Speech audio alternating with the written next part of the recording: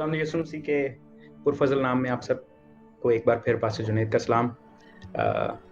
आज एक बार फिर मेरे मोहतरम हम खिदमत भाई पास्टर जावेद ताहिर साहब लाहौर से, पास्टर नवीद शहजाद साहब लाहौर से और मुबशर साबिर साइमन साहब लाहौर से मेरे साथ हैं। आज एक ख़ास मौजू जिसके ऊपर हम सब बहस करेंगे, एक बहुत ही वक्त की ज़रूरत का मौजू है जिसे ज़ेर बहस लाएंगे, वो है दय यक्की और हदियात। हम आज इस बात पर गौर करेंगे कि दय यक्की और हदियात में क्या फ़र्क है, दूसरे हदिया में और दय यक्की में, और फिर दय यक्की के मुख्तलिफ जो सवालात दय यक्की के हवाले से आपके जहन में अगर कभी पहले आए हैं या आज हैं, आप कमेंट्स में दे सकते हैं। हम उनको एड्रेस करने की कोशिश करेंगे, या जो बातें हम ऑलरेडी हम आज करना चाहते हैं उनको सुनिए। अगर आपके सवाल उसमें एड्रेस होते हैं तो बहुत अच्छा, आप दोबारा सवालात दे सकते हैं। आपके जितने सवालात होंगे हम अगले सेशंस में उनको उनका जवाब देने की कोशिश करेंगे। आज के सेशन को शुरू करते हुए मैं सबसे पहले पास्टर जावेद ताहिर साहब से शुरू करूंगा और उनसे ये पूछना चाहूंगा कि आखिर दय यक्की में और हदिये में फ़र्क क्या है। अमूमन जब चर्चेज में बात होती है, देने वालों का ये ख्याल होता है कि जो कुछ भी हम दे रहे हैं ये हमारी दय यक्की है, जो हम हदिये की थैली में डाल रहे हैं वो सारा कुछ वो हमारी दय यक्की है। कुछ लोग इसमें तफरीक करते हैं, कुछ नहीं करते। तो बस अब बाइबल मुकद्दस हमें इसके बारे में क्या कहती है। Thank you very much pastor साहब, फिर से एक बार ये मौका देने के लिए कि मैं किताब मुकद्दस की सच्चाइयाँ वो तमाम अजीज जो हमें देख रहे हैं उन तक पहुँचा सकूँ। सो मेरा ईमान है हम चारों मिलकर आज जो कुछ थोड़ा इल्म उसकी पहचान इस जो मुकद्दस मज़मून है हमारे पास है, हम आप तक पहुंचाएंगे। So allow me to read the text at the beginning and then we will move on.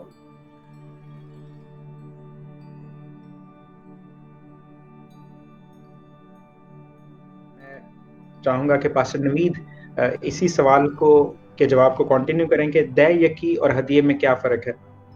जी मैं चाहूँगा, thank you so much pastor Junaid, thank you so much for this opportunity once again.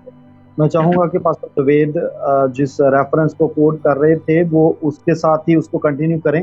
मेरे नज़दीक not just there is difference between दय यक्की और हदिये के दरमियान ही फ़र्क है, बल्कि और टर्मिनोलॉजीज़ भी अवेलेबल हैं बाइबल मुकद्दस में जो देने के हवाले।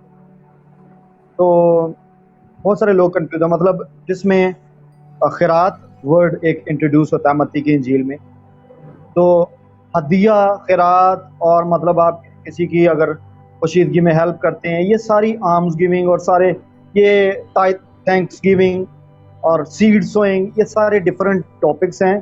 तो मैं समझता हूँ कि टाइदिंग जो है, ये दय यक्की जो है, वो एक ब्रॉडर सेंस में टीच करने वाला टॉपिक है। उसका कंपैरिजन मेरे हिसाब से बाकी गिविंग्स के साथ नहीं बनता, क्योंकि बाकी गिविंग्स जितनी हैं वो हुक्म तो हैं, लेकिन वो आपको बाउंड नहीं किया गया। मतलब एक क्या कह लें कि आप एक लॉ होता है और एक कमांडमेंट होती है, या एक इंस्ट्रक्शन होती है। मैं उस लफ्ज़ को ठीक से शायद आपको बयान नहीं कर पा रहा अभी, मे बी जब मैं नेक्स्ट टाइम टर्न करता हूँ तो मैं वापस आकर उसको बोल सकूँगा। लेकिन मेरे नज़दीक ऑफरिंग में और टाइदिंग में बड़ा क्लियर कट डिफरेंस है। और हम चूँकि टाइदिंग को ही डिस्कस करेंगे तो मैं वापस पास्टर जावेद ताहिर साहब की तरफ जाना चाहूँगा कि वो इसको कंटिन्यू करें अगर वो आ गए हैं ऑनलाइन, ताकि उनकी कंटिन्यूशन में हम चलेंगे। जी पास्टर जावेद, आपने जो हवाला पढ़ा अनफॉर्चुनेटली वो भी सही तरह से उसकी ऑडियो क्लियर नहीं। मैं पहले वो हवाले को कोट कर दूंगा। पैदाइश 14 बाब और उसकी 20वीं आयत, इसमें खुदा उनका कलाम कहता है, और मुबारक है खुदा ताला जिसने तेरे दुश्मनों को तेरे हाथ में कर दिया, तब अब्राहम ने सबका 10वां हिस्सा उसको दिया। आमीन। जी पास्टर जावेद, आप इस हवाले के रेफरेंस से बोल रहे थे इस आयत को कोट करके। जी, मैं पास्टर जुनैद बात कर रहा था कि कंफ्यूजन होनी नहीं चाहिए इसमें। ये टर्मिनोलॉजीज बाइबल मुकद्दस में अलग-अलग से लिखी गई हैं, अलग-अलग से इनके लिए इंस्ट्रक्शंस दी गई हैं।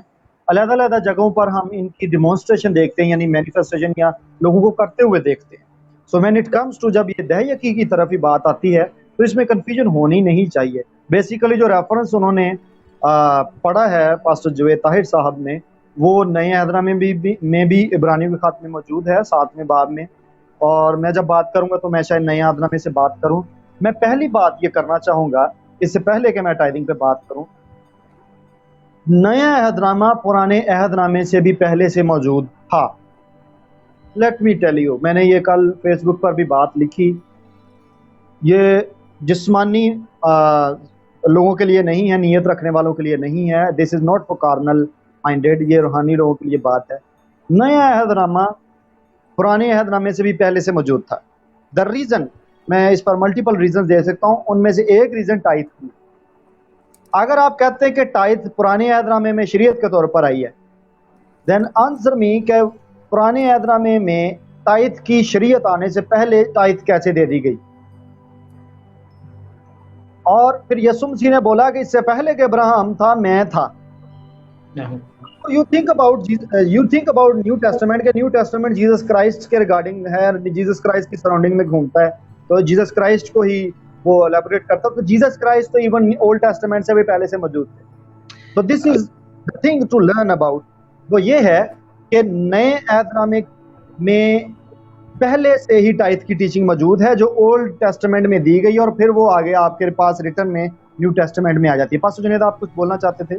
जी, अभी चूंकि हम अभी इस पहलू पे गए नहीं कि क्या ये नए अहदनामे में है कि नहीं, मैं सिर्फ आपसे ये चाहता हूँ कि आप थोड़ा एलेबोरेट कर दें कि how do you define tithe, आप दह यकी को कैसे डिफाइन करते हैं और कैसे इसको डिस्टिंग्विश करते हैं, इसका इम्तियाज करते हैं। जैसे आपने जिक्र भी किया कि ना सिर्फ हदिये से, खैरात से, शुक्रगुजारी के हदियों से और सीड सोइंग, बीज बोने से इसे मुख्तलिफ कलाम मुकद्दस कहता है। थोड़ी सी सॉरी अगर मैं मिस कर गया हूँ आपका पॉइंट, तो रियली सॉरी। मैं ऑलरेडी ये बता चुका हूँ कि ऑफरिंग्स एक ब्रॉडर सब्जेक्ट है, उसके अंदर बहुत सारे मल्टीपल सेक्शंस खुल जाते हैं ऑफरिंग से रिलेटेड। इवन टाइथ भी देने से ही ताल्लुक रखता है, ये भी देने के ही सब्जेक्ट के नीचे डिस्कस होता है। तो ये सारे के सारे इसी टॉपिक के नीचे खुलते हैं, देने के टॉपिक के नीचे। लेकिन टाइथ चूंकि उसके सबसे ऊपर आ जाता है, 10वां हिस्सा एज ए लॉ हम लेकर चलते हैं एज ए, तो इसको मैं डिफरेंशिएट मानता हूँ बिब्लिकली कि ये डिफरेंट चीज़ है। मैं चाहूँगा कि हम सारे पहले हवालाजात से पहले डिस्कस कर लें, इसलिए मैं चाहता हूँ कि हम सारे पैनलिस्ट जो हैं वो हवालाजात के साथ आए हैं सामने, फिर उसके बाद फिर इस पर डिटेल में बात होती है। मेरे पॉइंट ऑफ व्यू के अलग-अलग हैं। जी पास साहब, आपने पैदाइश की किताब उसका 14वां बाब और उसकी 20वीं आयत को कोट किया था, प्लीज कंटिन्यू कीजिएगा। इसे द लॉ फर्स्ट मेंशन कहते हैं। सबसे पहली बार यहाँ लफ्ज जो 10वां हिस्सा, जिसे हम अंग्रेजी में टाइथ कहते हैं, टाइदिंग्स कहते हैं, इसका जिक्र किया गया है। और मैंने ये भी अर्ज की थी कि जब अब्राहम का दौर था, उससे उस वक्त और उससे पहले भी। इस दौरान मुबश्शिर साबिर साहब का पॉइंट ऑफ व्यू लेना चाहूंगा। जी मुबश्शिर साहब, आप बताइएगा कि आपके नजदीक टाइथ और गिविंग में, जनरल गिविंग में और टाइथ में क्या फर्क है? थैंक यू सर, इस अपॉर्चुनिटी के लिए एक बार फिर शुक्रगुजार हूँ आपका। मेरे नज़दीक ये दो मुख्तलिफ चीज़ें हैं, जैसे नवीस साहब ने कहा और पास्टर जुवेद। अब यहाँ पे ये दोनों चीज़ें डिफाइन की गई हैं और ये दोनों चीज़ें हमें पूरी बाइबल में मिलती हैं। आम फहम ज़ुबान में दह यकी का मतलब है 10वां हिस्सा,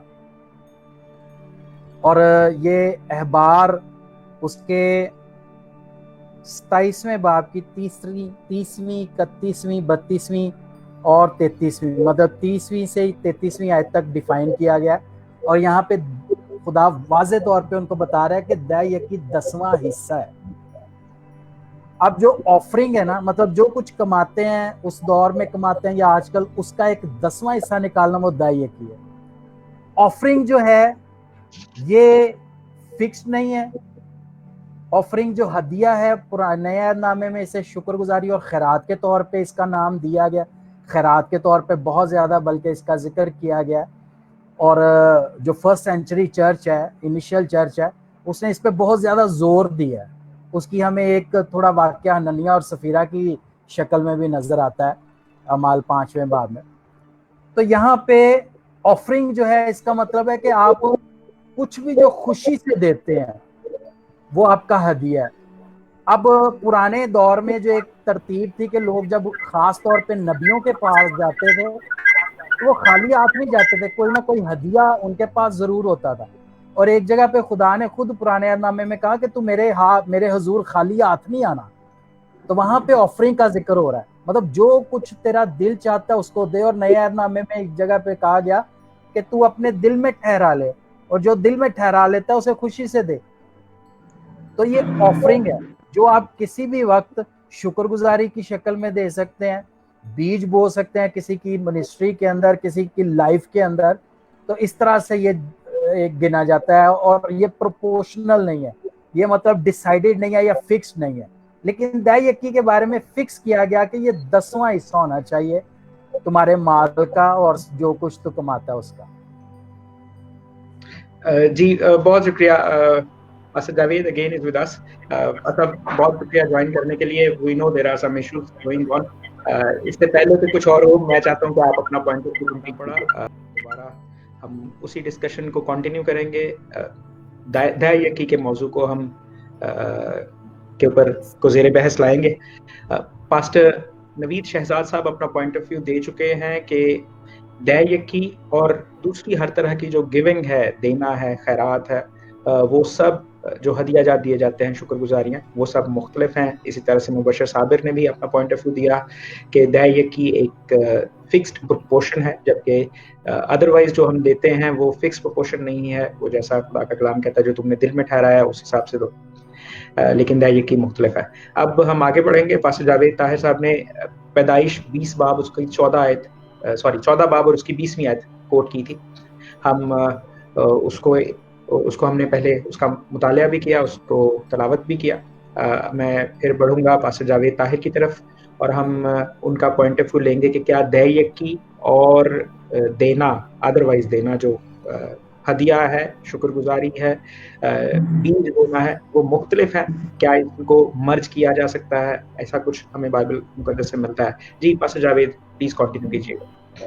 थैंक यू वेरी मच। अभी मैंने जब कह रहा था टाइदिंग की बात, तो हम इन दोनों को बिल्कुल ये तो नहीं कह सकते कि टाइदिंग एंड ऑफरिंग जो है या दाई की हदिया एक बात है। बेशक इन जनरल अगर हम गिविंग की बात करें तो दोनों ये गिविंग में या फाइनेंशियल सिस्टम में ही या मॉनेटरी ये एस्पेक्ट्स हैं। तो भी दाई की को जब खुदावंद ने कह दिया तो उसका मतलब सादा यही है, जो कुछ आप कमाते हैं उसका 10वां हिस्सा, इफ यू अर्न 100 रुपीज तो 10 रुपए खुदावंद के हैं। ये शरीयत से पहले भी बिल्कुल वाज़े है कि जब अब्राहम ने दाई की दी तो अभी वो अब्राहम भी नहीं हुए, जब खुदावंद ने अभी तक उनका नाम भी चेंज नहीं किया, उस वक्त भी चूंकि जेंटाइल्स में भी ये तस्वर पाया जाता था, मैंने पहले भी अर्ज की, और इसलिए दाई की वो है 10वां हिस्सा जो खुदा के हुक्म के मुताबिक हम पाबंद है देने के। इसमें हम अमेंडमेंट नहीं कर सकते, तब्दीली नहीं कर सकते, चेंज नहीं कर सकते, ये फिक्स्ड है, परमानेंट है। हाँ, लेकिन जो ऑफरिंग है ये वो अमाउंट है जो आप अपने दिल की खुशी से, मर्जी से देते हैं, खुशी से आप देते हैं, विलिंगली आप देते हैं, चाहे वो जितनी मर्जी उसकी अमाउंट हो। You can not fix it, it's I mean this is your choice. लेकिन जो टाइदिंग है उसमें आपकी चॉइस नहीं है, क्योंकि रात को भी जब मैं पैगाम दे रहा था तो लिखा अजीज फरजंदों की मानंद बनो, तो वो कमांड है, उसमें ऑप्शन नहीं है। जी बस अब आपने एक बात की, मैं उसको थोड़ा सा आगे आपको मेरी आवाज आ रही है? जी आवाज आ रही है। आपने एक बात की, मैं उसको बढ़ाना चाहूंगा और उस पर आप सबका सिर्फ मुख्तसरन आपका पॉइंट ऑफ व्यू भी लेना चाहूंगा। पास्टर जावेद साहब ने कहा कि 10वां हिस्सा खुदावंद का है।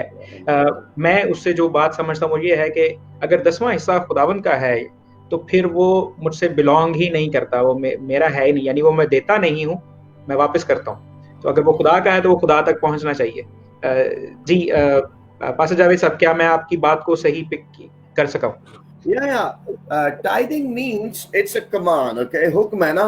तो जैसे है कि तू झूठ ना बोलना, तो इसमें हम कोई डिस्काउंट तो नहीं दे सकते ना, ये फिक्स है, ये कमांड इस कमांड।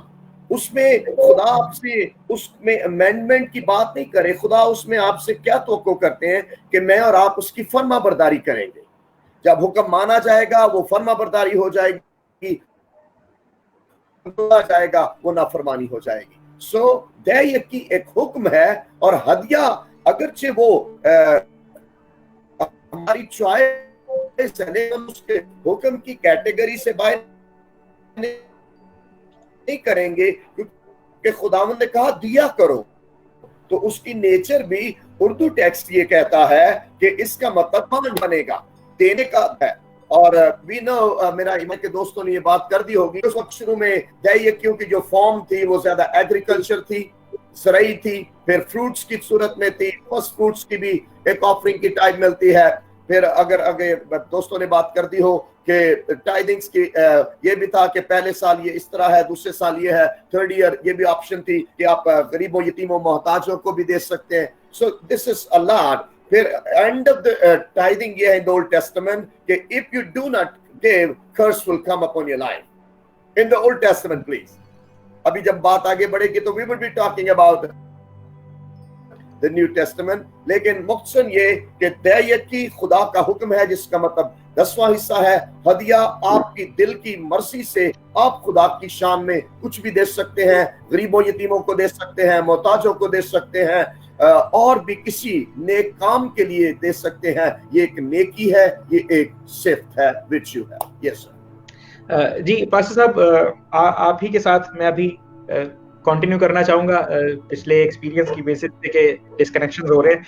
आपने जैसे कहा कि पुराने अहदनामे में दैयकी जो है उसको हर साल के एतबार से डिस्ट्रीब्यूट किया गया, एग्रीकल्चरल थी, फर्स्ट फ्रूट्स और फर्स्ट बॉर्न्स की थी। अब ये एक सवाल उठता है कि दैयकी की तालीम की अगर हम बात करते हैं तो ये तो सिर्फ पुराने अहदनामे में ज्यादा वाज़िया तौर पर मिलती है। नए अहदनामे में लोगों का ख्याल है दैयकी की तालीम नहीं है, इसलिए अब नए अहदनामे में, नए अहद में दाखिल होकर हमें दैयकी नहीं देनी चाहिए। क्या आप इस बात से मुत्तफिक हैं? जहां तक दैयकी का के हुक्म की बात है, एक टेक्स्ट हमारे सामने है जिस पर हम थोड़ी सी बात करेंगे। मैथ्यू 23। खुदावंद ने फरीसी से क्या कहा, या उसका कॉन्टेक्स्ट चूंकि ज्यादा फरीसीज एंड स्क्राइब्स है, तो उसमें यह है कि तुम काश के तुम ये भी करते और वो भी ना छोड़ते, रहम, ईमान, इंसाफ। तुमने उसको तर्क कर दिया है और तुम जो फाइनेंसेस है उसको ज्यादा वैल्यू दे रहे हो। खुदावंद कह रहे खुसूसियात, मेरा किरदार, मेरा इमेज, मेरा कैरेक्टर ज्यादा इंपॉर्टेंट है। मैं ये चाहता हूं कि शरीयत पहले हमारे दिल में हो और साथ साथ फाइनेंसेस भी अपनी अहमियत के हामिल हैं, वो भी हो, लेकिन प्रायोरिटी स्पिरिट है खुदा की। इसलिए खुदावंद ने कहा कि तुमने ये भी करना था, और लेकिन तुमने क्या किया, तुम दैयकी पर तो जोर देते हो ताकि तुम अपने आप को फाइनेंशियली ठीक रख सको, और लेकिन जो और क्रिश्चियन कैरेक्टर है, खुदा का किरदार है, खुदा की खुसूसियात है, उनको तुमने तर्क कर दिया है। So I would take a spot from this text कि खुदावंद जो खुदावंद है, he is not condemning the tithing. खुदावंद दैयकी को कंडेम नहीं कर रहे, रद्द नहीं कर रहे, बल्कि वो कह रहे हैं ये भी करना था। दोनों होने चाहिए, किरदार भी हो, रूहानियत भी हो, और जो फाइनेंशियल आप दे रहे हैं वो भी हो। बेशक माली तौर पर देना भी हमारी रूहानियत का हिस्सा है। नए अहदनामे में चूंकि अपोस्टल्स ने इस पर जोर नहीं दिया, खुदावंद ने एक नया वर्ड इंट्रोड्यूस करवाया नए अहदनामा में, दिया करो, गिविंग। आज जब मैं और भाई साबर इस पर बात कर रहे थे तो मेरा ईमान है कि गिविंग जो है वो दैयकी से ज्यादा डेप्थ कैरी करती है, उसके अंदर ज्यादा गहराई और वुसअत है। दैयकी में गिविंग भी गिविंग में टाइडिंग भी शामिल है, खैरात भी शामिल है, गरीबों की मदद भी शामिल है, यतीमों की मदद भी शामिल है। सो गिविंग जो जब खुदावंद कह रहे हैं तो he is including the tidings also. लेकिन मैं तो ये भी कहता हूं कि न्यू टेस्टामेंट जब गिविंग की बात करता है तो वो लिखा तुम्हारी रास्तबाजी फकीरों और फरीसियों से ज्यादा हो। We must give more than tithing. New testament का बिलीवर जो है उसको तो दैयकी से ऊपर सोचना चाहिए, क्योंकि उनके पास जो रास्तबाजी थी वो शरीयत की है।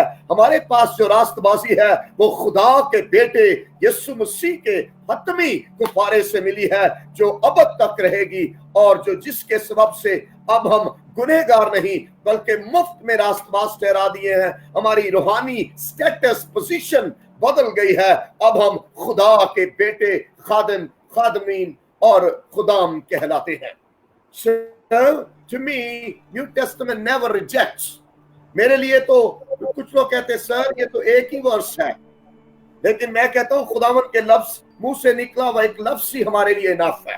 One word is enough. So why not कि इतनी लंबी चौड़ी बातें की जाए। मेरा ईमान है when Jesus is saying दिया करो तुम्हें भी दिया जाएगा, Jesus is talking more than tithing and deeper than tithing, sir. Urdu में सॉरी, खुदावन जो है वो दैयकी से की बात कर रहे हैं, इसमें शामिल है, और दैयकी से ज्यादा गहरी बात कर रहे हैं। इसकी एग्जाम्पल वो बुजुर्ग माँ है जिसने अपना सब कुछ अपनी गुर्बत में जितना उसके पास था उसने 100% she gave 100% to the Lord, और 100% खुदावन को उसने दिया, और खुदावन ने कहा इसने सबसे ज्यादा दिया है। सो गिविंग जो है वो दैयकी तो 10वां हिस्सा देना है, जो गिविंग है वो सारे का सारा देना है। Thank you sir. जी बहुत शुक्रिया पास्टर जावेद। पास्टर नवीद, आप पहले भी इस मौजू पर बात कर रहे थे, मैं चाहूंगा उसे आप कंटिन्यू कीजिए कि पुराने अहदनामे में ही क्या हमें मिलती है दैयकी की तालीम, या जैसे पास्टर जावेद ने कहा कि नया अहदनामा भी दैयकी को एंडोर्स करता है। पुराना अहदनामा और नया अहदनामा, मैं बात कर रहा था कि नया अहदनामा पुराने अहदनामे से भी पहले से ही मौजूद था। उसकी रीजन मैंने बताई कि if you call old testament, अगर आप पुराने अहदनामे को पुराना अहदनामा शरीयत के एतबार से बोलते हैं कि शरीयत उसमें मिली थी, तो फिर शरीयत से पहले ही ये कानून, ये प्रैक्टिस क्यों की गई? और इवन जीसस क्राइस्ट ने बोला कि इससे पहले कि अब्राहम होता मैं था। तो न्यू टेस्टामेंट को सराउंडिंग्स जीसस क्राइस्ट के गिर्द है, अराउंड उसके ही है, उसी की तरफ सारी डायमेंशन से आता है। तो Jesus Christ if he was there, वो पहले से थे, तो फिर न्यू टेस्टामेंट भी पहले से था। तो मैं पास्टर जनेब टाइथिंग को थोड़ा डिफरेंट एंगल से देखता हूँ, डायमेंशन से देखता हूँ। लोग सोचते हैं कि शायद वो जो 10वां दे रहे हैं वो खुदा का है, but when I see Bible मुकद्दस की रूह से ऐसा नहीं है। बाइबल मुकद्दस की रूह से खुदा ही का हमें मिलता है जो भी हमारे पास आता है, और उस सारे में से 10वां हम वापस देते हैं। एक्चुअली जो 100 का 100 मेरे पास है, फॉर एग्जांपल, वो सारा का ही खुदा का है। लिखा है सोना मेरा, चांदी मेरी है। और इवन आप पुराने अहदनामे में पढ़ते हैं कि खुदा हमें कुव्वत देता, ताकत देता है कि हम अर्न कर सकें। तो जब अर्निंग, अगर हमें एबिलिटी वो दे रहा है, अगर ना देता तो फिर कहाँ से आता? तो इवन जिस भी सोर्स से आ रहा है, सोर्सेज इवन खुदा पैदा कर रहा है। तो मेरे हिसाब से जितनी भी फ्रूट्स हैं, जितनी भी, अगर हार्वेस्ट के ही ताल्लुक से बात कर दें, तो फिर वो आंसुओं के साथ बोते थे इस फेथ पर कि खुदा बारिश देगा और फिर फसल आएगी। तो अगर खुदा ही फसल ना दे तो फिर आप कहाँ से लाएंगे? तो मैं ये मानता हूँ कि 100 का 100 जितना भी आपके पास है, आपकी पूरी सैलरी, आपकी पूरी इनकम बिजनेस से या जहाँ से, वो सारी खुदा की होती है। अब उसमें खुदा ने हमें ऑप्शन दिया है कि we should have that 90%, but protected, but insured by giving this 10th।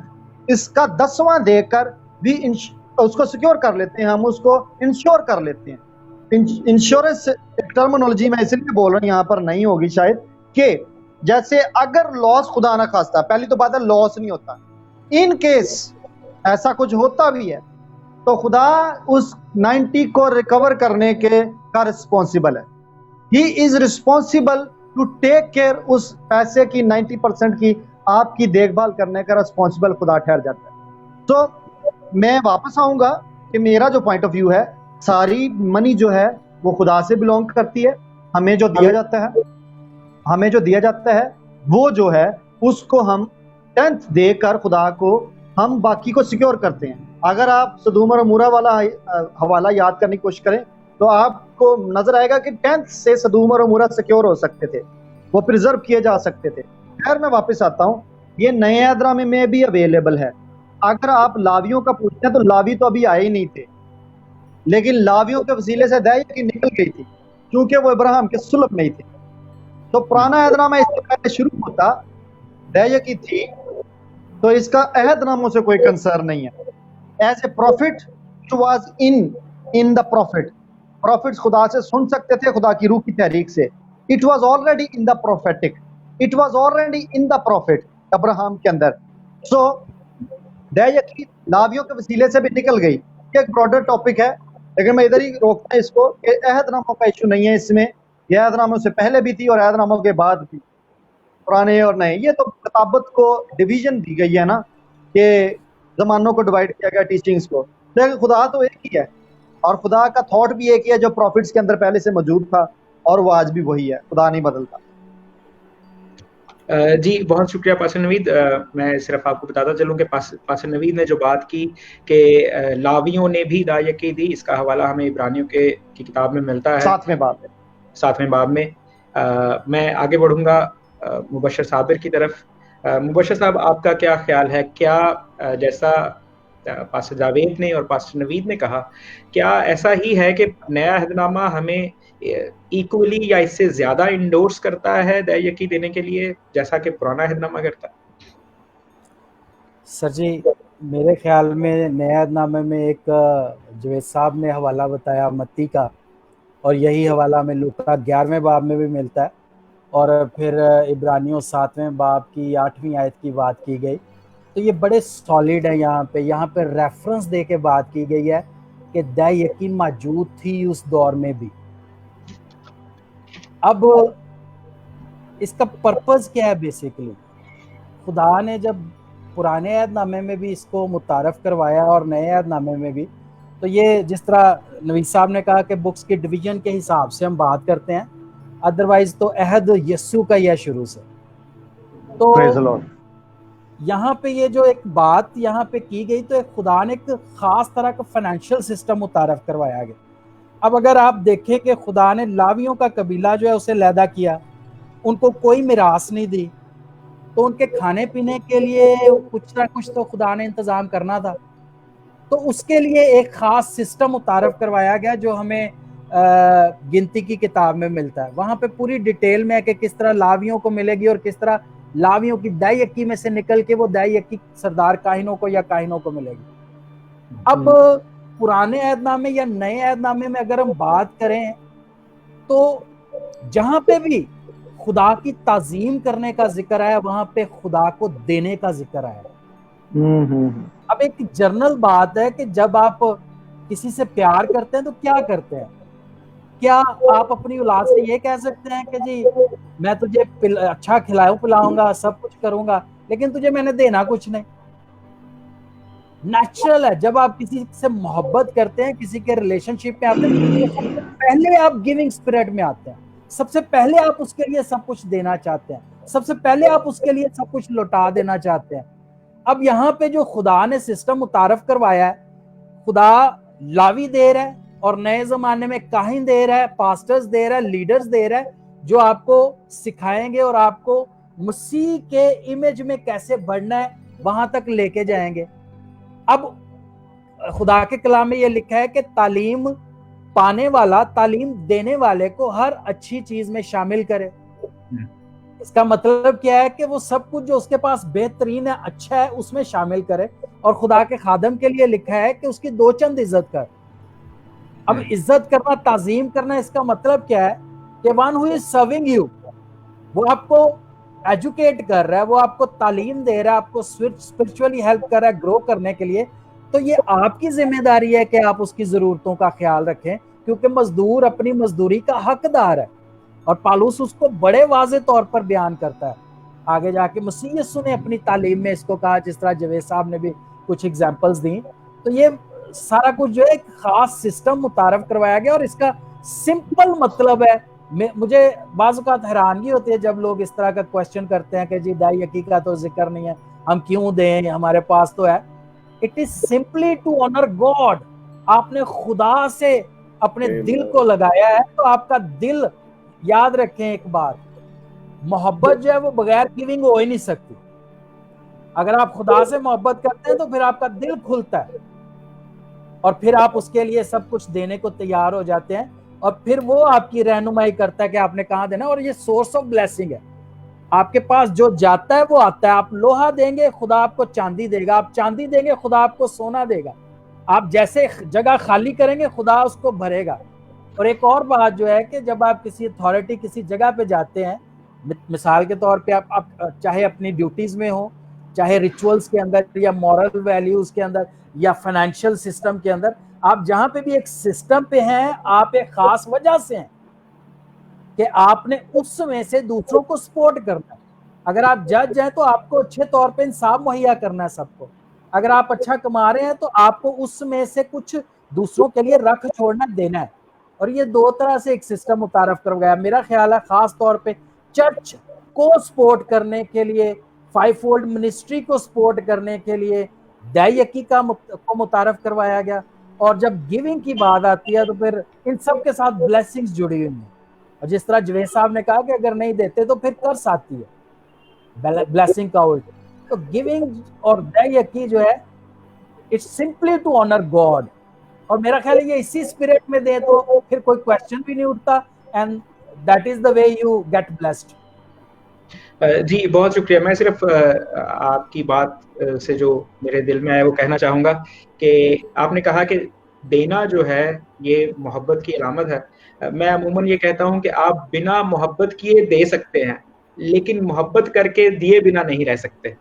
तो अगर आप बिना मोहब्बत आप दे देते हैं, फिर भी दे देते हैं कि यार कोई बात नहीं, I should give without love, आप बगैर मोहब्बत के भी दे सकते हैं, लेकिन आप बगैर दिए मोहब्बत नहीं कर सकते। और मैं ज़ाती तौर पर अगर गिविंग को देखूं तो मैं ये समझता हूँ कि देना जो है ये एक कैरेक्टरिस्टिक ऑफ गॉड है। जब हम खुदा के इमेज में डलते हैं तो देना हमारी पर्सनैलिटी का हिस्सा हो जाता है। आगे बढ़ेंगे, गो के हम एक बड़े इंटरेस्टिंग से पोजीशन पे हैं इस वक्त। हम सब देने को और दायकी को एंडोर्स कर रहे हैं, लेकिन अमूमन कलीसिया की तरफ से जो लोग नहीं देना चाहते, उनकी तरफ से ये रवैया और ये सवाल जरूर आता है कि खुदा को हमारे पैसे की जरूरत नहीं है, खुदा तो हमें देने वाला है। और खुदा ने अपने कलाम में कहा भी कि मुझे कुर्बानी से खुशी नहीं होती, मुझे तुम्हारे मेंढों की चर्बी नहीं चाहिए, मुझे बकरे और बछड़े नहीं चाहिए। तो आज ये पादरी साहिबान और जो चर्चेस जो प्रीच करते हैं दायकी, ये सिर्फ अपनी जेबों को भरने के लिए करते हैं। इस एटीट्यूड को, इस रवैये को और इस सवाल को, कुछ लोगों का सिर्फ ये सवाल होता है, कुछ लोगों का ये रवैया होता है, उसको हम बिब्लिकली कैसे एड्रेस कर सकते हैं? पास्टर जावेद ताहिर साहब। Thank you, sir. Thank you, Sabir Sahib. A wonderful thought. I want to begin from there and then moving towards the answer. I think जो साबिर साहब ने बात की वो बहुत खूबसूरत है।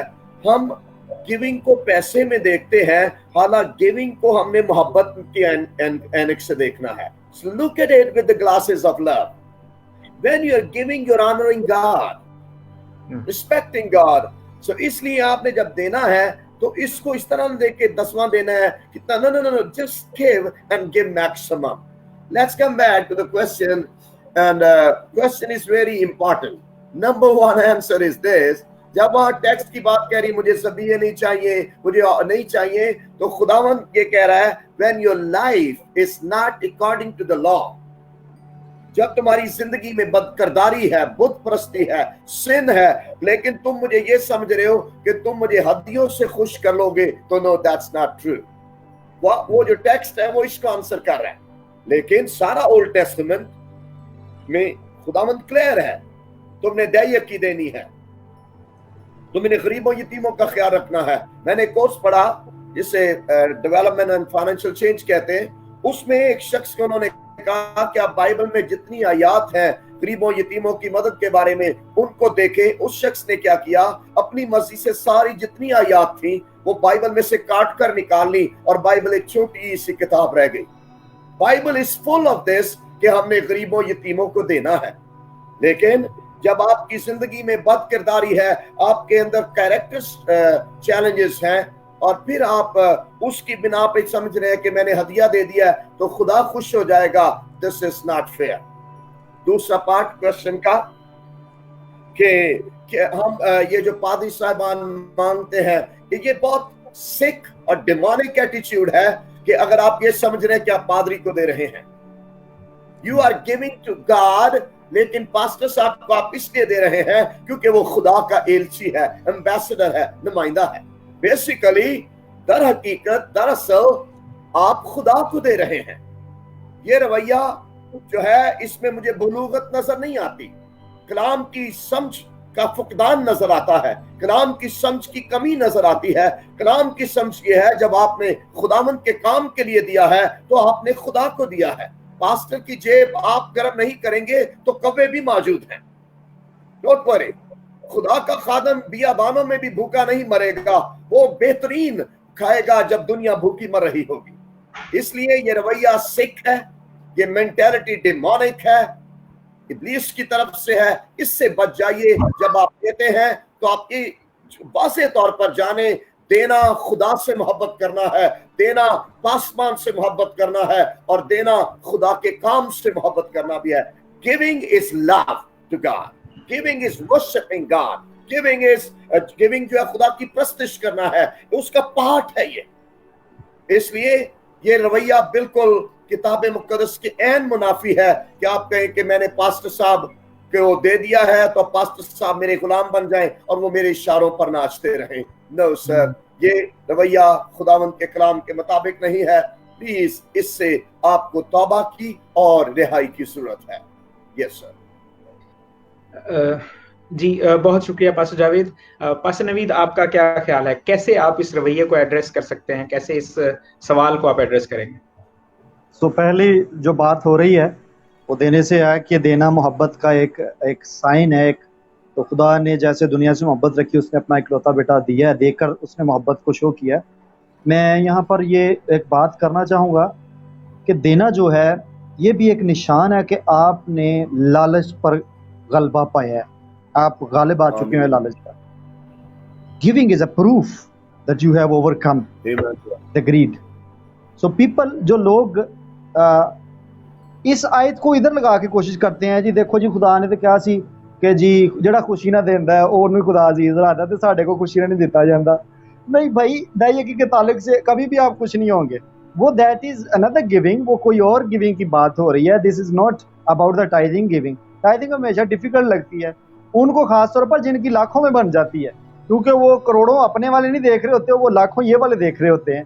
क्या है, लाख दी अमाउंट चली जानी। खैर, मैं इस पर आऊँगा कि इसको कैसे डील किया जाए। मैं मलाकी के हवाले से वो आयत पढ़ना चाहता हूँ जिसको ज़्यादातर कोड किया जाता है, उसके 3 बाब की है ये 10वीं आयत। तो मैं इसको ज़रूर मेंशन करना चाहता हूँ। यहाँ पर लिखा है, पूरी दया की ज़ख़ीरा खाना में लाओ ताकि मेरे घर में खुराक हो, और इसी से मेरा इम्तिहान करो। रब्बुल फ़ौज फरमाता है कि मैं तुम पर आसमान के दरीचों को खोल कर बरकत बरसाता हूँ कि नहीं, यहाँ तक कि तुम्हारे पास उसके लिए जगह न रहे।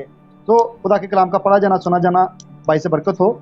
नेहमिया के दौर में ये प्रॉब्लम क्रिएट हुआ था, नजर आ रहा है वहां पर कि लावी जो थे वो अपने अपने कामकाज को भागे हुए थे बेचारे, क्योंकि उनको वहां पर प्रोविजंस नहीं थी हैकल के अंदर, और वो खेती बाड़ी शुरू कर चुके हुए थे। जो भी उनको अर्निंग का सोर्स मिला उन्होंने किया बेचारों ने। सो जब सिस्टम को ब्रेक किया जाता है, जब जैसे हम फाइनेंशियल सिस्टम जो खुदा ने गॉडली इंट्रोड्यूस करवाया, जब हम उसकी बात करते हैं कि उसको फॉलो नहीं किया गया, तो फिर उसका सबसे पहला इम्पैक्ट खुदा के घर पर आता है। यहाँ पर 2 घरों का जिक्र है। पहला, अगर आप गौर करें तो यहाँ पर ज़ख़ीरा खाना मेंशन है, द स्टोर हाउस, और दूसरा जो जिक्र है वो है मेरा घर, यानी the house of the Lord.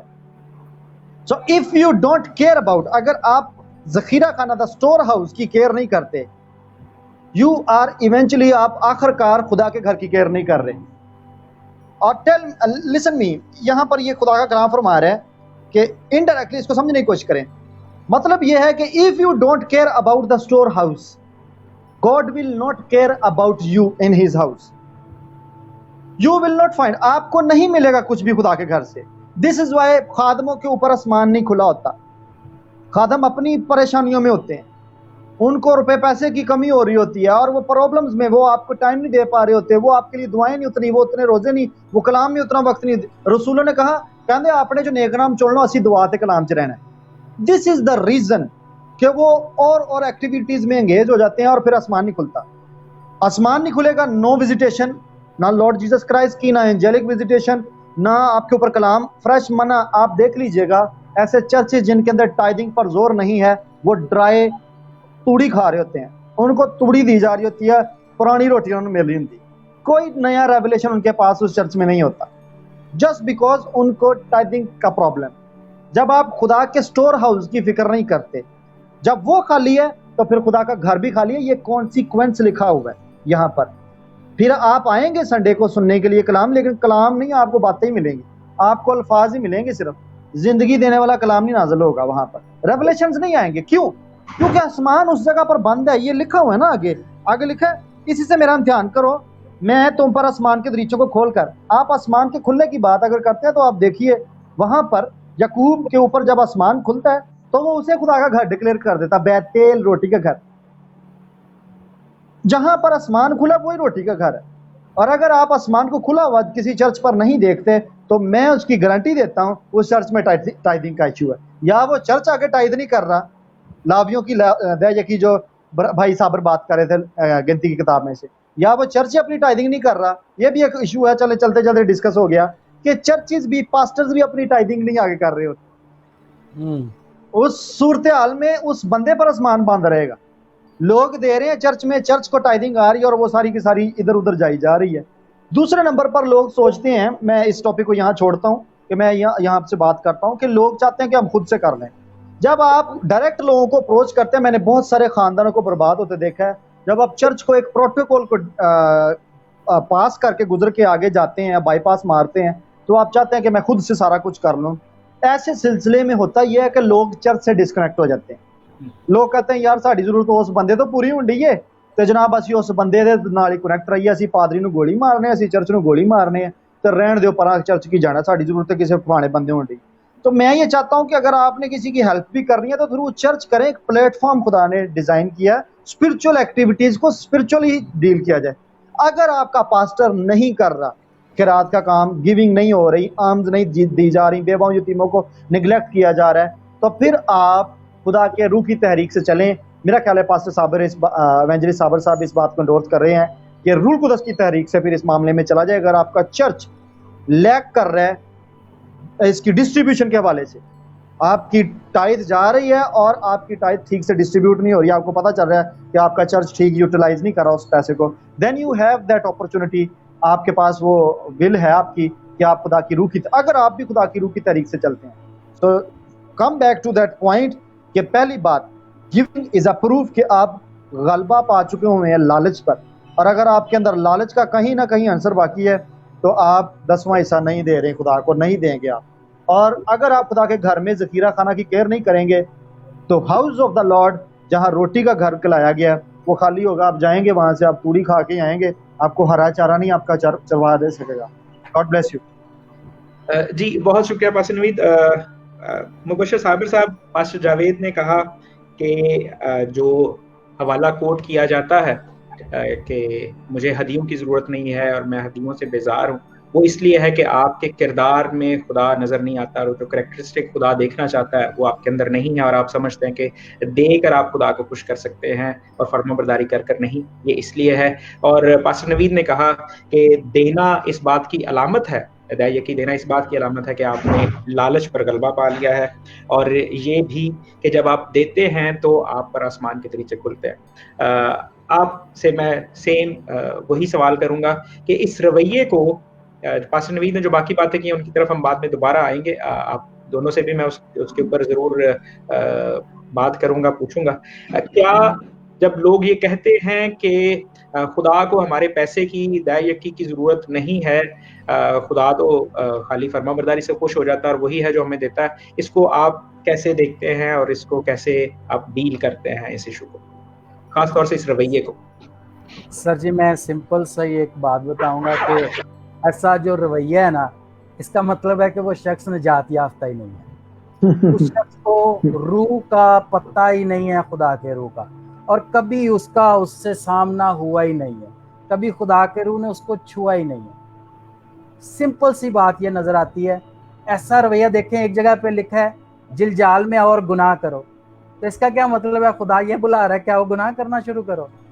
हमें समझने की जरूरत है कि आपकी स्पिरिट के अंदर ये, क्योंकि खुदा ने अपनी रूह में से आप पे उंडेला है, तो ये आपकी फितरत के अंदर है कि आपको जिससे मोहब्बत होगी आप उसके लिए सब कुछ खोल देंगे, अपना दिल खोलेंगे, उसके लिए अपनी जेबों को खोलेंगे, सब कुछ करेंगे।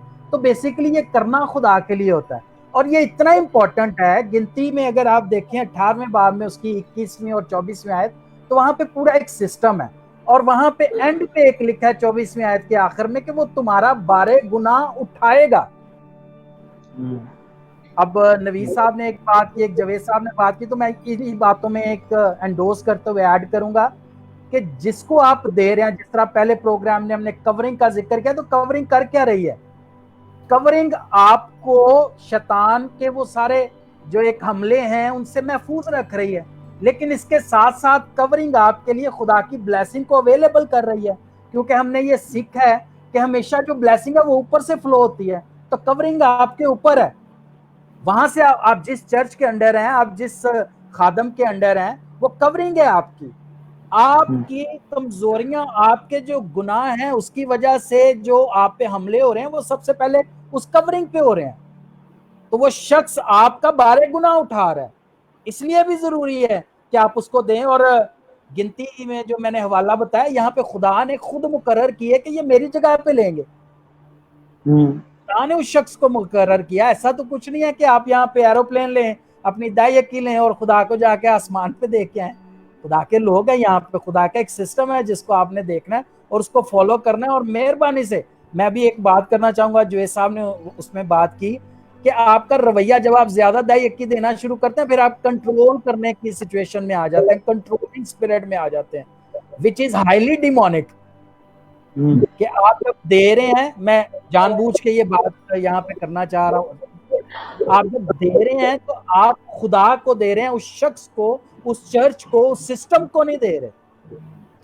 और खुदा भी उसी लेयर के अंदर से, उसी कवरिंग के अंदर से आपको ब्लेस कर रहा है। अब ये इतना इंपॉर्टेंट है, अगर आप देखें हिजकिय्याह उसका 44वां बाब और उसकी आखिरी 3-4 आयत, वहां पे खुदा ने इंट्रोड्यूस इस सिस्टम को दोबारा करवाया।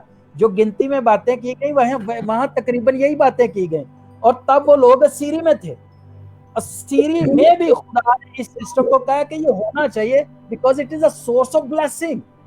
अब मैं इसमें एक और बात करूंगा कि जब आप गिविंग में आते हैं तो ये आपकी कर्सेस को रिवर्स करता है, चाहे वो जनरेशनल कर्स हैं या दूसरी कर्सेस हैं आपकी लाइफ के ऊपर, वो रिवर्स होती हैं। अब इसमें मैं आपको एक एग्जांपल देता हूं। यीशु जब सलीब उठा के जा रहा था, तो वहां पे शमौन करीनी जो है उसको लाया गया कि वो सलीब उठाए।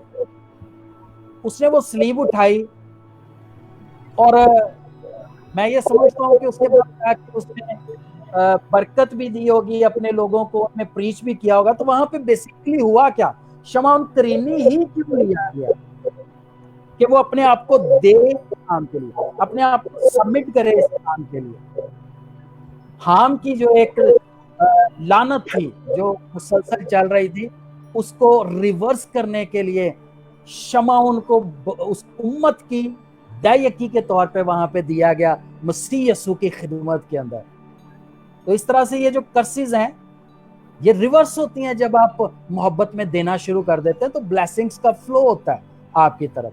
अगर आप रोक लेंगे, अपने दिल को बंद कर लेंगे, तो हर तरह की बरकत जो है वो आहिस्ता आहिस्ता आप पे जाती रहेगी। एक और मेरा तजर्बा इस बात है, मैंने बहुत सारे लोगों को देखा जिनको मैंने कायल भी किया, और फिर उनकी लाइफ में मैंने देखा है कि आपके ऊपर से खौफ निकल जाता है नुकसान होने का, जॉब के जाने का, फाइनेंशियल सिस्टम आपके घराने के तबाह होने का। ये खौफ से आप हमेशा के लिए आजाद हो जाते हैं जब आप देना शुरू करते हैं।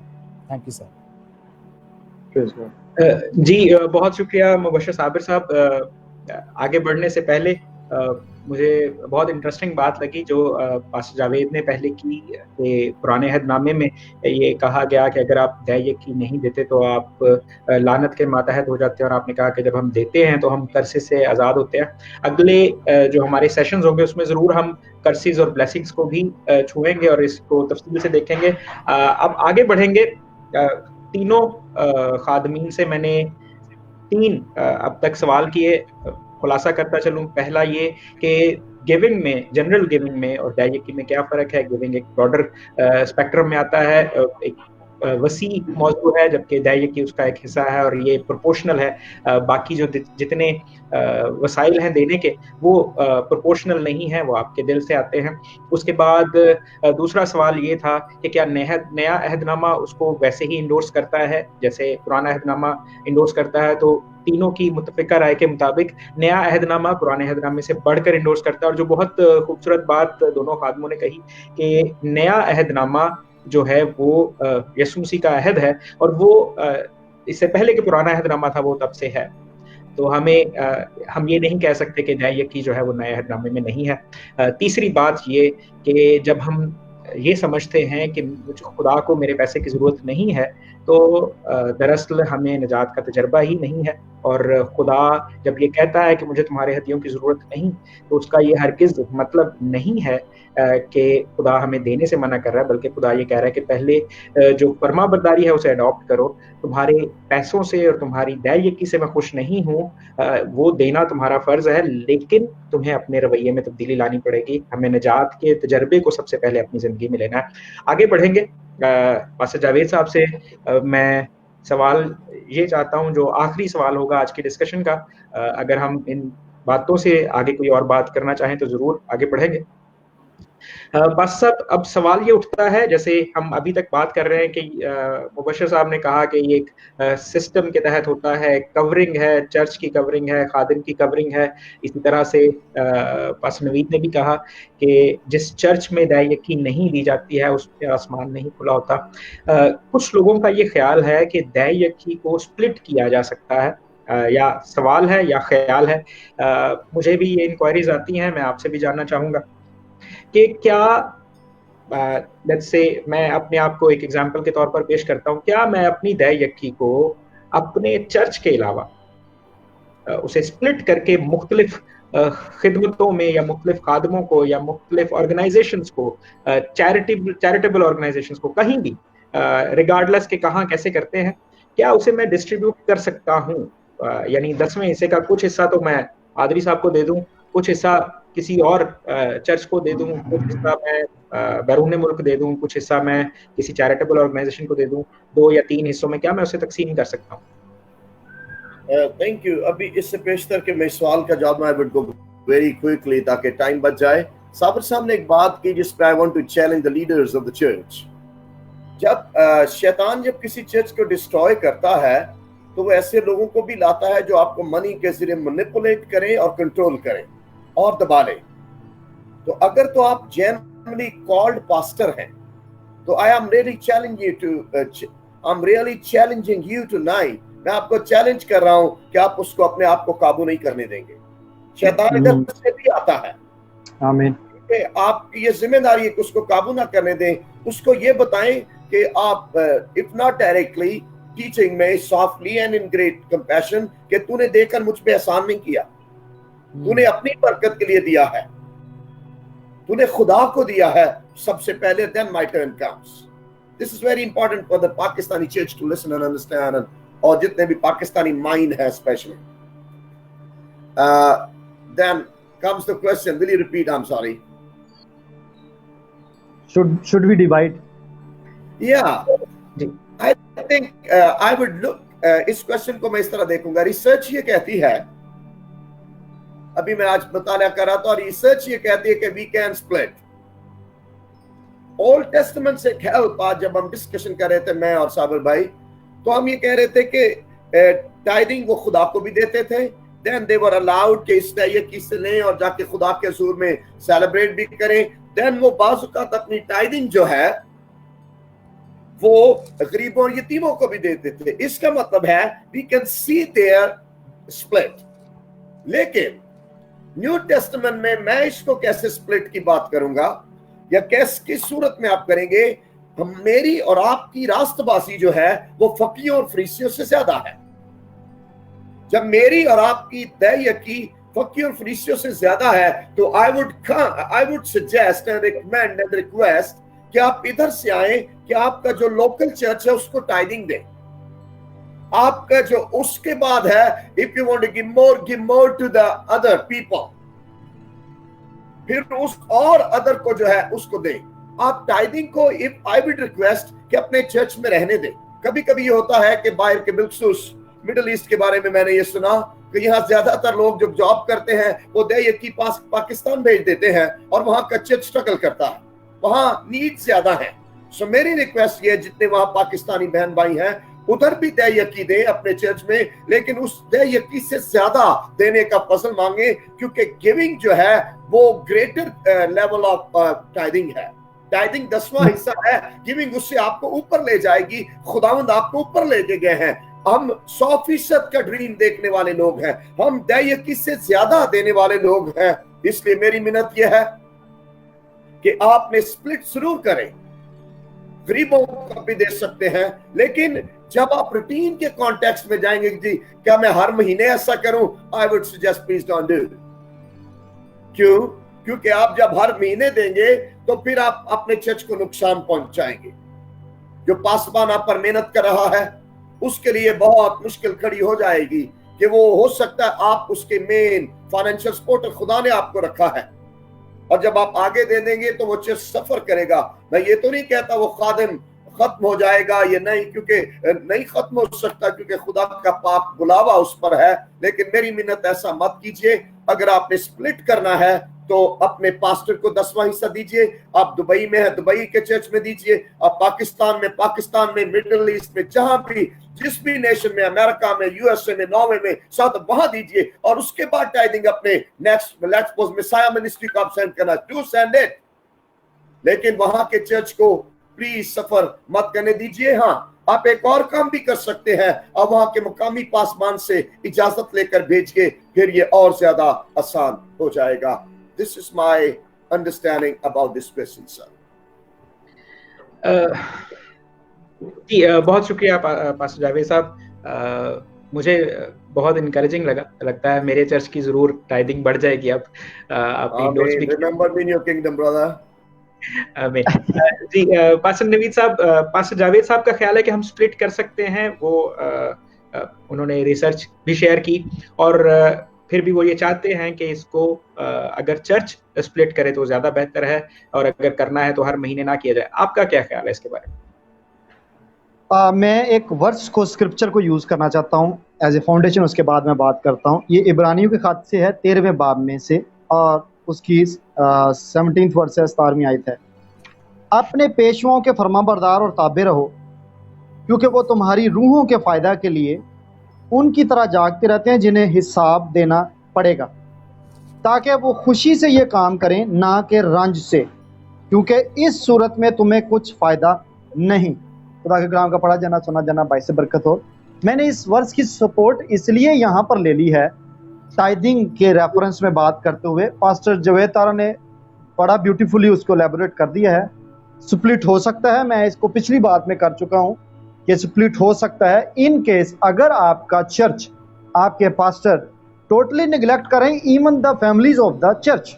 अगर चर्च के अंदर भी बेवाएं हैं, यतीम हैं, और उनको भी इग्नोर किया जा रहा है, निगलेक्ट किया जा रहा है, then you can go in the guidance of the holy spirit, और आप उसको कर सकते हैं। लेकिन फिर भी इसमें भी केयर है कि अगर खुदा ना खास्ता कोई बेवा ऐसी जवान है और आप भी जवान है, डोंट गो डायरेक्टली, किसी को, बुजुर्ग को इन्वॉल्व कर लीजिए, ताकि कोई ऐसी कॉम्प्लिकेशन डेवलप ना हो जाए जिससे कलीसिया को नुकसान हो। खैर पास्टर जुनैद, इस सूरत हाल में लॉकडाउन के अंदर बहुत सारे लोग दया देना छोड़ गए हैं, बहुत सारे लोग छोड़ गए हैं, और उन्हें ये नहीं पता, मैं यहाँ इस मीडियम के थ्रू ये बता देना चाहता हूँ, उन्हें ये नहीं पता कि आपने आसमान अपने ऊपर से बंद कर लेना अगले दिनों के लिए।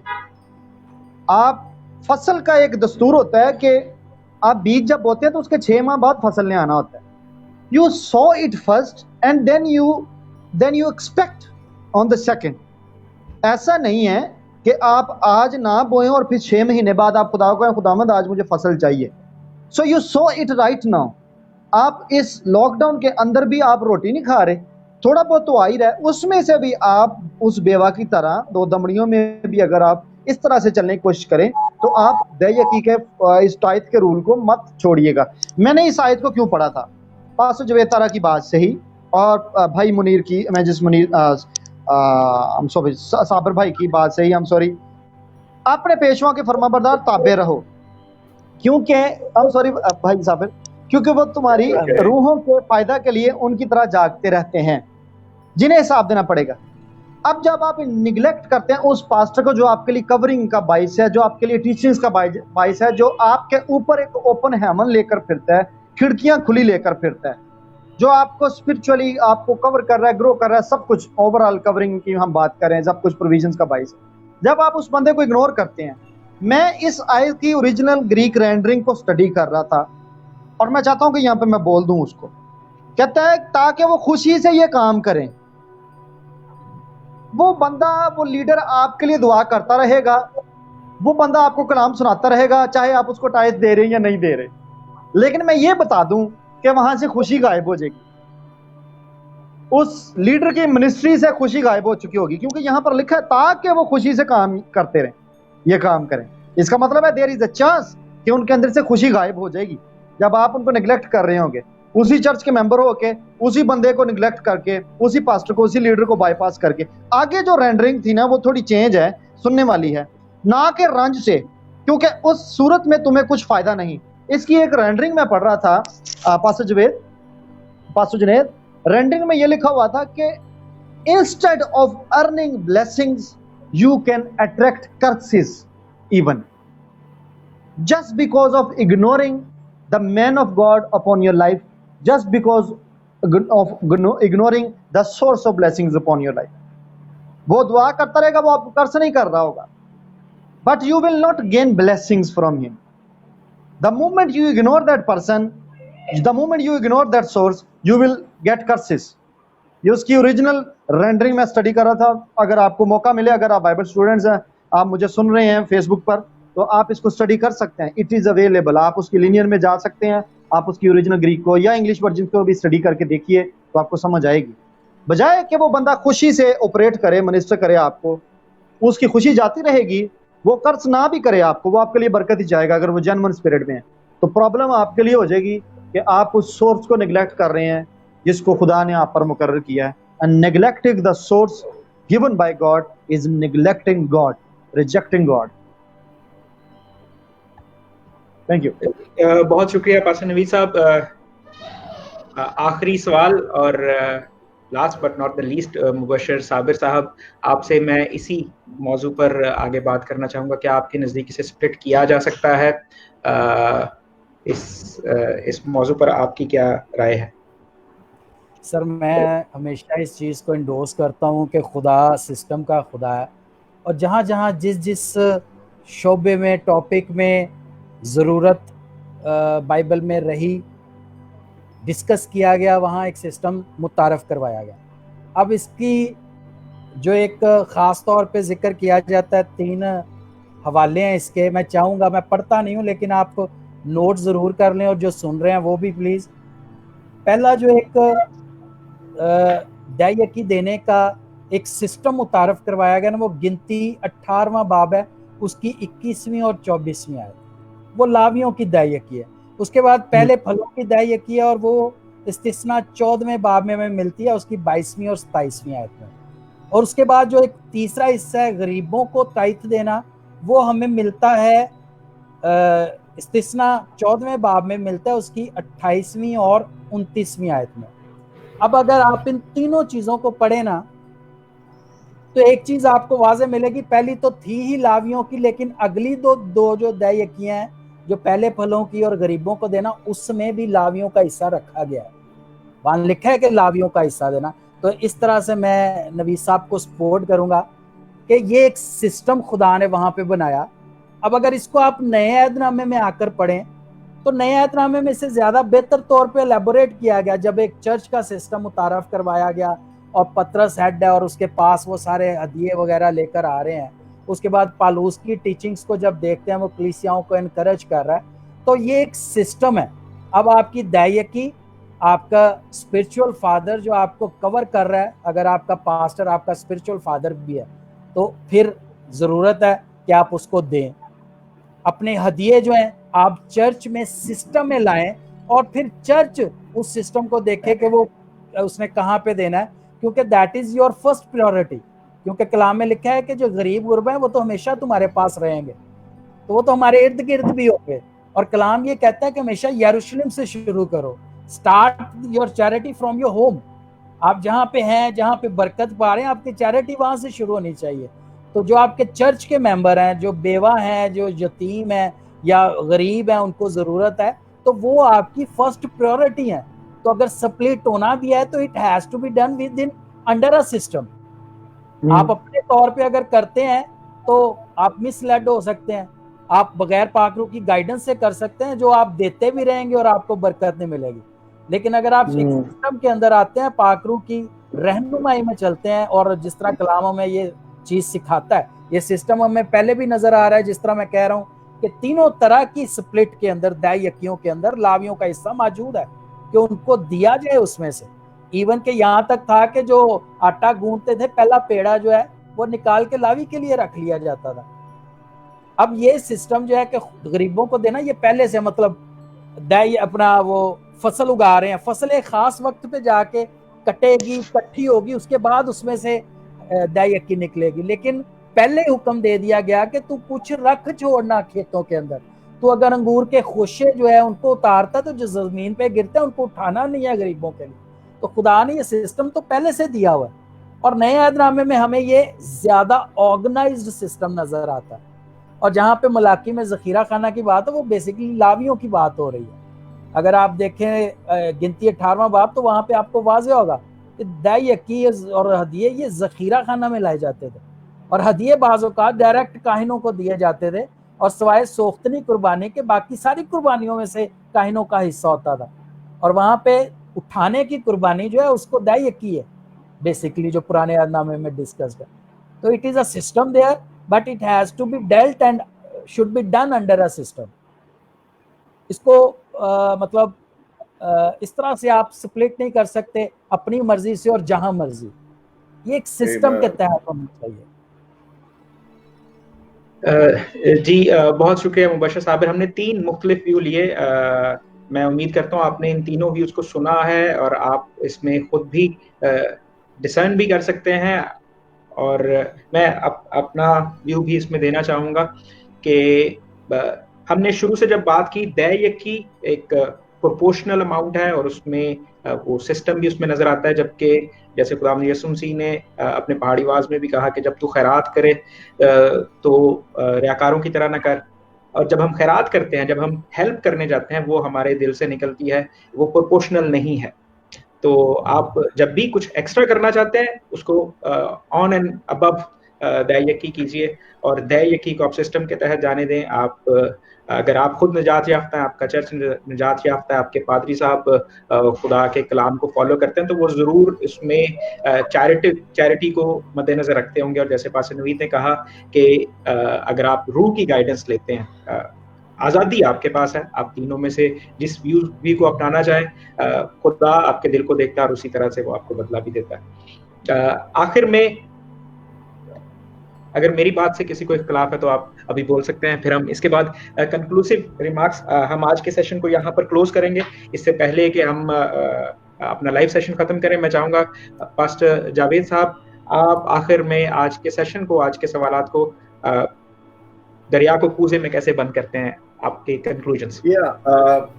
मैं जो समझ पाया हूँ अभी तक के इस ईमान के 30 साल के सफर में, क्राइस्ट जो है वो हमेशा न्यू टेस्टमेंट में और हमें रूहानियत की गहराइयों में लेकर जाते हैं। और गिविंग जो है वो कहीं ज्यादा डीप बात है टाइडिंग से। और tidying is not really stopped in the church. New testament में बिल्कुल ये माना नहीं है कि दै यकी मत दें, यू मस्ट गिव। हम चारों खादमों की जिंदगियों से देखें, हमारी जिंदगियों में बरकत का एक, फाइनेंशियल बरकत का एक राज फाइनेंशियल गिविंग है, ये टाइडिंग है। मैं जरूर मिन्नत करूंगा आप दै यकी से ज्यादा दें, और अगर आपने स्प्लिट करना है जरूर कीजिए, लेकिन आपका प्रेजेंट चर्च, आप अबू धाबी में हैं, आप जहां भी हैं, पाकिस्तान में हैं, वो सफर ना करे, उसके बाद जितना मर्जी स्प्लिट करें। I have no objection about it. लेकिन अगर आपका वो पासबान जो रातों को उठकर आंसू बहा रहा है और आपकी वजह से उसके घर में खाने को कुछ ना हो, और मैं आपके लिए कुछ भी नहीं कर रहा और मैं आपसे फाइनेंसेस ले रहा हूं, तो I think to me it's not fair. मेरी मिन्नत अपनी जरूर स्प्लिट कीजिए, लेकिन विद विजडम। और there are many questions, but I think so please do split, but with wisdom. Your church is your priority, जहां भी खुदा ने आपको रखा है। Blessings. जी शुक्रिया, बहुत शुक्रिया pastor Javed. Pastor Naveed, how do you conclude today's session? आप कैसे आज के सेशन को कंक्लूड करते हैं? मैं खुद ही अंग्रेजी बोल देता हूँ बीच में, उसके लिए सॉरी। मैं ਤੁਹਾਡੀ ਇਜਾਜ਼ਤ ਨਾਲ ਪੰਜਾਬੀ 'ਚ ਗੱਲ ਕਰਾਂਗਾ। ਐਜ਼ ਯੂ ਵਿਸ਼, आपको अच्छा लगता है। ਪਾਦਰੀ ਜੁਨੇਦ, ਲੋਕਡਾਊਨ ਦੇ ਸਿਲਸਿਲੇ ਦੇ ਵਿੱਚ ਜਦੋਂ ਰਾਸ਼ਨ ਡਿਸਟ੍ਰੀਬਿਊਟ ਕਰਨ ਦੀ ਜ਼ਿੰਮੇਵਾਰੀ ਆਈ ਮੇਰੇ ਤੇ ਜ਼ਾਰੀ ਗੱਲ ਫਿਰ ਹਕਮਤ ਨਾਲ ਚੱਲਣਾ ਸੀ। ਫਿਰ ਮੈਂ ਉਹੀ ਮੈਂਬਰ ਸਾਹਿਬ ਨਾਲ ਪਹਿਲਾਂ ਵੇਖੇ ਜਿਹੜੇ ਦਇਆ ਯਕੀ ਜੇ ਵਫਾਦਾਰ ਸਨ।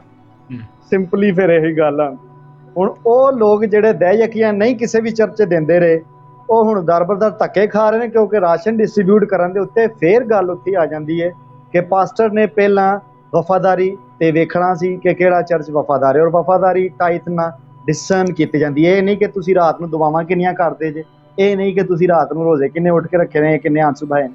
ਤੁਹਾਡਾ ਰਿਕਾਰਡ ਦੱਸ ਦੇਗਾ ਕਿ ਤੁਸੀਂ ਕਿੰਨੇ ਕੁ ਵਫਾਦਾਰ ਜੇ ਉਸ ਖਾਦਮ ਨਾਲ, ਉਸ ਚਰਚ ਨਾਲ। ਤੇ ਮੈਂ ਬੇਸਿਕਲੀ ਐਜ਼ ਏ ਪਾਸਟਰ ਮੈਂ ਜਦੋਂ ਫਿਲਟਰ ਕੀਤਾ ਤੇ ਮੈਂ ਉਹਨਾਂ ਖਾਨਦਾਨਾਂ ਵੱਲ ਪਹੁੰਚਿਆ ਜਿਹੜੇ ਵਫਾਦਾਰ ਸਨ ਇੰਨੇ ਸਾਲਾਂ ਤੋਂ। ਸੋ ਅੱਗੋਂ ਤੁਸੀਂ ਜਾਣਦੇ ਜੇ, ਬਾਕੀ ਫਿਰ ਹੁਣ ਦੂਸਰੇ ਅਦਾਰਿਆਂ 'ਚ ਜਾ ਰਹੇ ਨੇ ਜਿੱਥੇ ਈਮਾਨ ਵੀ ਦਾਅ ਤੇ ਲੱਗਣ ਡਿਆ। ਤੁਹਾਡੇ ਸਾਹਮਣੇ ਹੀ ਜ਼ਿਆਦਾ ਗੱਲ ਨਹੀਂ ਹੋਣੀ ਤੇ ਹੋ ਸਕਦੀ। जी मुबशर साबिर, दया यकी और आज के सेशन का खुलासा। सर, मैं सुनने वालों से ये बात कहूँगा कि हम जो इतनी दिलेरी से बात कर रहे हैं ना, हम देने वाले लोग हैं, दया यकी भी देते हैं और हदिये भी देते हैं। और मेरा ये ईमान है कि इस वक्त में आप अगर 5,000 कर रहे थे तो आपको 15,000 करना चाहिए, आपको पहले से ज़्यादा करना चाहिए।